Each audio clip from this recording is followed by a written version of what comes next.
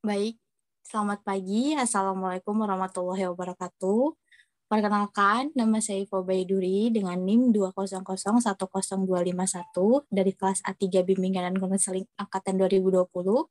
Pada kesempatan kali ini, saya akan menyampaikan materi mengenai menentukan profesi dengan SMART.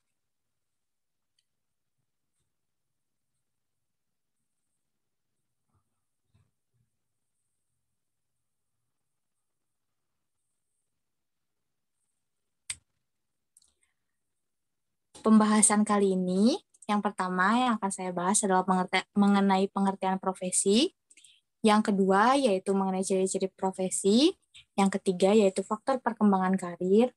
Yang keempat aspek pemilihan karir. Dan yang terakhir kita masuk ke inti materinya yaitu memilih profesi dengan SMART.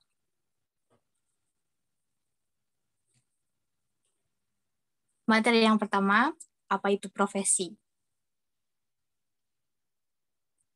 Menurut etimologi, profesi berasal dari bahasa Latin yang berasal dari kata professus, yang artinya mengakui atau adanya pengakuan mengenai keahlian dalam suatu bidang. Nah, sedangkan menurut menurut terminologi, profesi adalah suatu pekerjaan yang mengisyaratkan pendidikan bagi pelakunya dan ditekankan pada pekerjaan mental, yaitu pengetahuan teoritis. Dari dua pengertian tersebut, maka dapat disimpulkan bahwa profesi adalah pekerjaan yang dilakukan sebagai kegiatan pokok untuk menghasilkan nafkah dan mengandalkan suatu keahlian.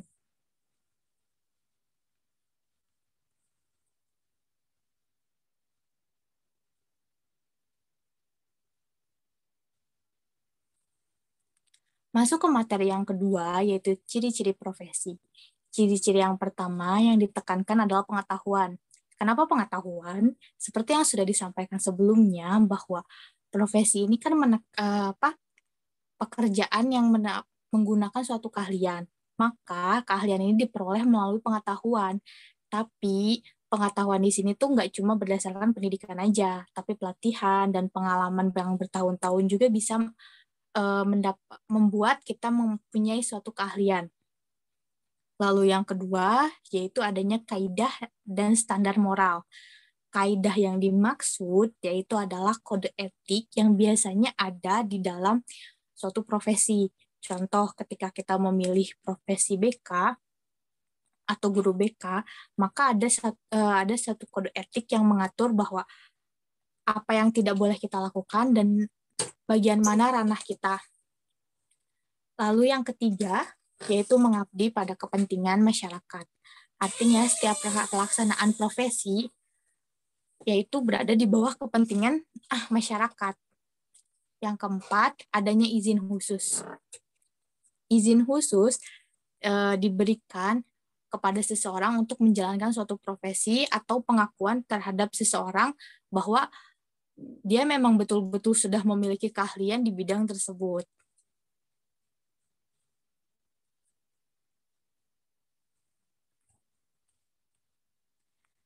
Nah, selanjutnya ada aspek pemilihan karir. Aspek pemilihan karir yang pertama yaitu minat dan kemampuan.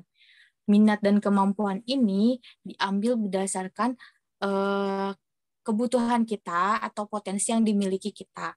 Nah, pemilihan karir nggak cuma berdasarkan minat. Kita maunya, oh nanti suatu hari saya mau jadi misalkan dokter. Tapi ternyata kita nggak punya keahlian itu. Makanya minat dan kemampuan ini harus disatukan menjadi satu kesatuan, karena kalau cuma satu aja, ya kita belum tentu bisa ngambil profesi yang kita mau gitu. Makanya minat dan kemampuan ini jadi satu aspek yang perlu semacam perlu ditekankan lah. Lalu ya aspek yang kedua yaitu suasana kerja. Suasana kerja ini berkaitan dengan kenyamanan saat bekerja. Sebenarnya aspek dari suasana kerja ini agak semacam susah buat dicari, bukan buat cari, buat digali informasinya, karena kita nggak akan tahu kan suasana kerja tempat kita bekerja nanti sebelum kita emang masuk ke dunia kerja itu. Tapi sebelum kita tahu suasana kerjanya, suasana kerja yang lingkungan sebenarnya, kita bisa membuat suasana kerja berdasarkan diri kita sendiri. Contoh kayak gimana ya, kayak kita ngebentuk konsep diri kita supaya nggak nggak terlalu menyebalkan lah buat orang lain gitu. Jadi pas udah masuk ke dunia kerja atau profesinya nanti kita bisa beradaptasi dengan baik di lingkungan kerja kita. Yang kedua yaitu stabilitas, yang ketiga yaitu stabilitas. Stabilitas yang dimaksud di sini itu stabilitas pada profesi yang kita ambil. Contoh, ketika kita bekerja di suatu bidang industri pendidikan, misalkan di bidang pendidikan, kita harus cari tahu kira-kira pendidikan ini, kalau kita jadi guru, apakah bakal panjang enggak, atau cuma nanti berhenti di 1-2 tahun aja. Karena ada beberapa sektor industri yang memang ternyata 1-2 tahun ke depan itu sudah tidak dibutuhkan lagi gitu. Makanya kita harus cari suatu pekerjaan yang memang stabil lah intinya. Dan yang terakhir ini gaji. Sebenarnya aspek pemilihan karir dari gaji ini beberapa orang mungkin nggak terlalu mementingkan, tapi beberapa orang juga ternyata memikirkan tentang aspek ini. Kenapa? Karena secara nggak langsung kebutuhan kita itu diperoleh berdasarkan gaji gitu. Jadi gaji kita itu menentukan kebutuhan kita itu seperti apa gitu. Nah, selanjutnya ada faktor perkembangan karir. Faktor perkembangan karir ini dibagi menjadi 2, faktor internal atau faktor yang berasal dari dalam diri konseli. Pada faktor internal ini yang mempengaruhi perkembangan karir adalah nilai kehidupan, taraf intelijensi, minat, bakat khusus, sifat-sifat, pengetahuan, keadaan jasmani. Nah, menurut Rowe dan Hapog menyatakan bahwa pemilihan karir seseorang ini dilatar belakangi oleh kebutuhan yang mendorong mereka untuk memilih. Nah, pendapat tersebut dapat disimpulkan bahwa ternyata setiap orang ini akan memilih karir yang beragam sesuai dengan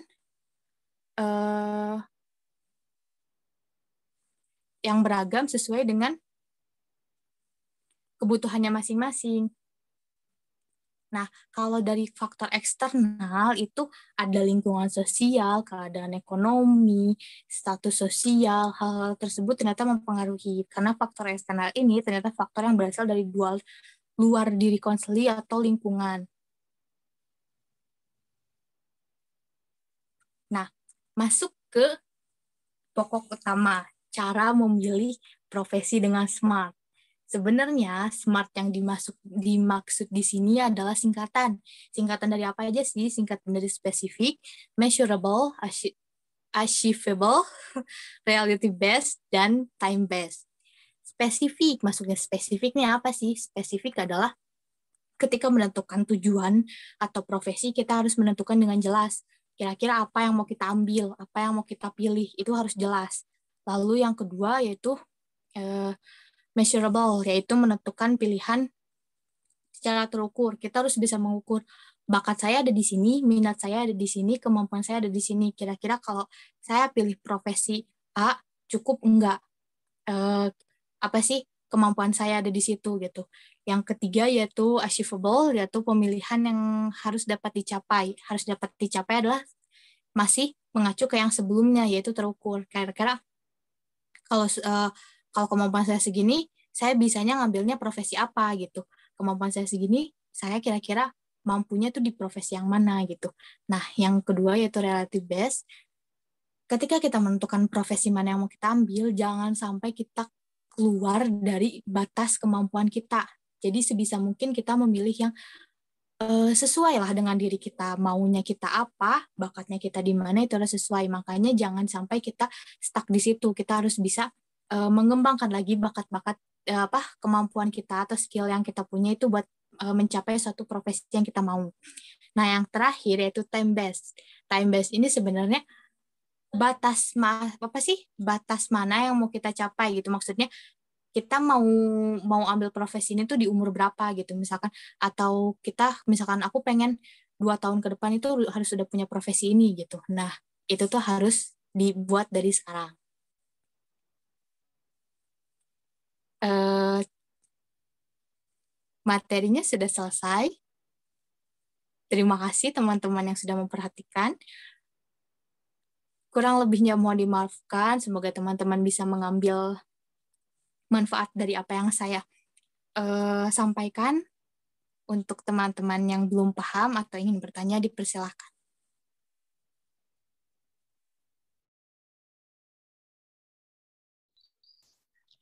Izin bertanya boleh tidak? Boleh, boleh. Silahkan. Kan tadi sudah dijelaskan ya bahwasannya profesi ini perlu gitu dimiliki oleh setiap orang. Nah, kenapa profesi ini tuh penting untuk dimiliki oleh setiap orang gitu? Bagaimana jika seseorang itu tidak memiliki profesi? Mungkin seperti itu bisa dipahami?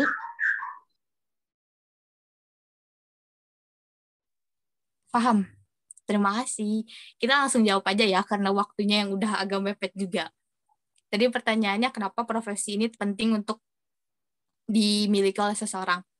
Kenapa? Karena sebenarnya ya kalau kita nggak punya keahlian apa-apa, kita bakal jadi manusia yang berhenti di satu tempat aja dong. Nggak punya bakat, nggak punya keahlian, ya udah berhenti aja di situ. Nggak ada perkembangan diri, maksudnya nggak ada perkembangan yang kita miliki gitu. Sebenarnya profesi ini nggak harus melulu tentang pekerjaan ya. Walaupun sebenarnya mengacunya pada pekerjaan, tapi setidaknya eh, poin utama dari profesi ini kan suatu keahlian ya.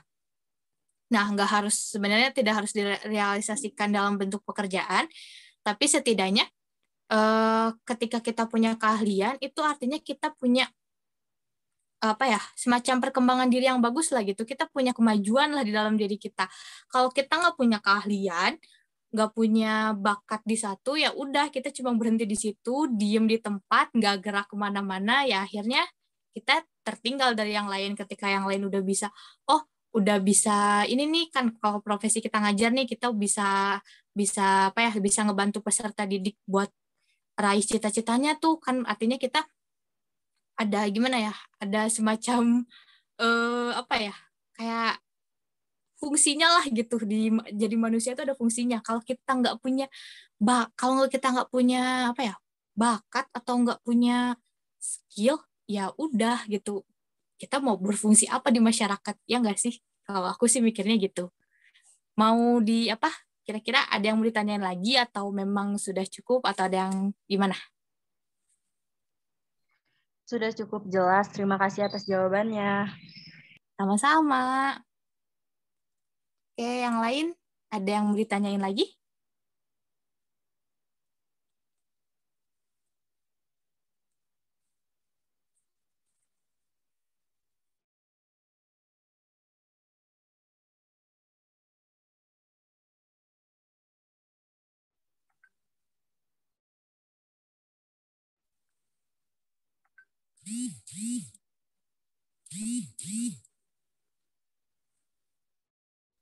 Oke, kalau nggak ada, kita tutup aja ya.